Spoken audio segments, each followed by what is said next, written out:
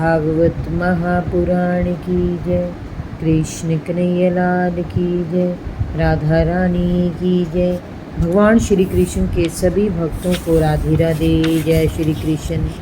आज मैं आपको सुनाऊंगी भागवत महापुराण में अष्टम स्कंद में 21वां अध्याय, राजा बलि का बांधा जाना। श्री सुखदेव जी ने कहा, परीक्षित, भगवान के चरण कमलों के सत्यलोक में पहुंच जाने से उनके नाखूनों की छटा के सामने सत्यलोक की आभा फीकी पड़ गई। समय ब्रह्मा जी भी उसके प्रकाश में नहा गए। सभी बड़े बड़े ऋषियों ने उनकी अगवानी की और वंदना की।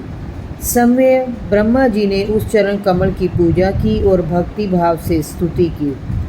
ब्रह्मा जी के कमंडल का वह जल जिससे ब्रह्मा ने भगवान के चरण को पखारा गंगा जल बन गया। वही गंगा जल धारा के रूप में पृथ्वी पर गिरकर असंख्य पापियों के पापों को पवित्र करती है। ये गंगा भगवान की उज्ज्वल कीर्ति की प्रतीक है। दैत्यों ने देखा कि भगवान वामन ने 2 पगों में तीनों लोक नाप लिए, तो दैत्य लोग क्रोध में भरकर कहने लगे, ये ब्राह्मण नहीं मायावी विष्णु है। ये ब्राह्मण वेश में देवताओं का भला करने आया है। इसने हमारा सर्वस्व छल द्वारा हड़प लिया है। हमारे स्वामी तो सत्यनिष्ठ हैं, वे तो इससे कुछ कहेंगे नहीं। वे ब्राह्मणों के बड़े भक्त हैं, उनके हृदय में दया भी बहुत है, वे झूठ भी नहीं बोल सकते। ऐसी स्थिति में हमें ही आगे आकर इस छलिया विष्णु को मार डालना चाहिए। इससे हमारे राजा बलि की सेवा भी हो जाएगी। ऐसा सोचकर राजा बलि के अनुचर असुरों ने अपने अपने हथियार उठा लिए और राजा बलि की इच्छा के विरुद्ध भगवान पर टूट पड़े। जब विष्णु भगवान के पार्षदों ने उन्हें आक्रमण की नीयत से आगे बढ़ते देखा तो उन्होंने भी अपने शस्त्र उठा लिए और आगे बढ़कर उन्हें रोक लिया।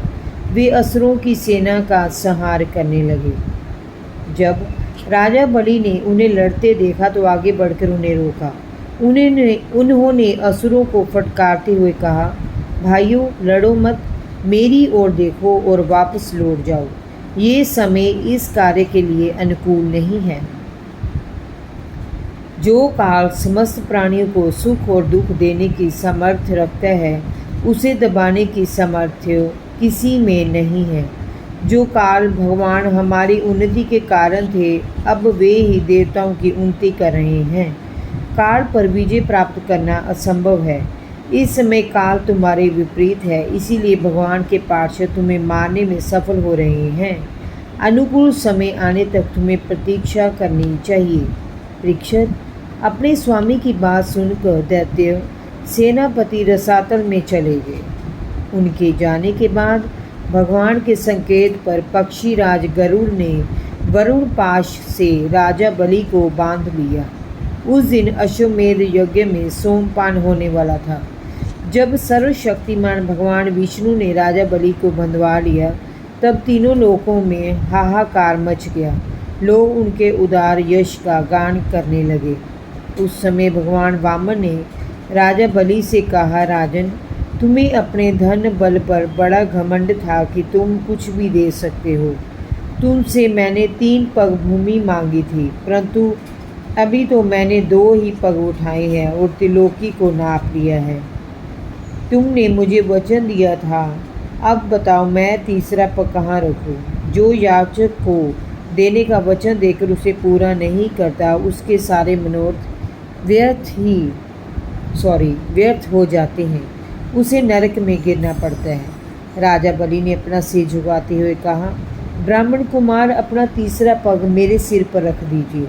परीक्षित, भगवान राजा बलि का भक्ति भाव देखकर गदगद हो उठे। उन्होंने अपना तीसरा पग उसके सिर पर रख दिया और कहा, राजन, आज से तू सूतल लोक का राजा होगा।